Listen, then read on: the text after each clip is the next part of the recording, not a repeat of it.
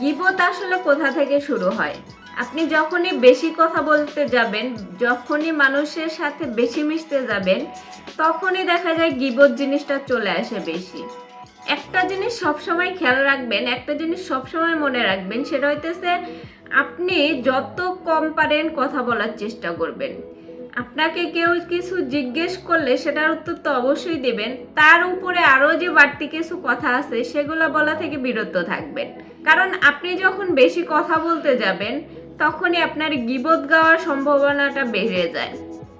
একটা জিনিস খেয়াল করেন যে আপনারা যখন এক জায়গায় সবাই মিলে বসেন, বা ফ্রেন্ড সার্কেলের ভিতরে হোক বা ফ্যামিলির ভিতরে, যে কোনো জায়গায় এক জায়গায় বসার পরে কমন কিছু কথা উঠে আসে, অমুক এক নিয়ে তমুক এক নিয়ে, অমুক কি করছে তমুক কি করছে। এই কথার মাঝখানে যখন আপনি বেশি কথা বলার চেষ্টা করবেন তখন কারো না কারো বিষয় উঠে আসবে, আর এই বিষয়গুলাই হইতেছে গীবত। আপনি যত কম কথা বলবেন, যত কম পারেন তত কম কথা বলার চেষ্টা করবেন।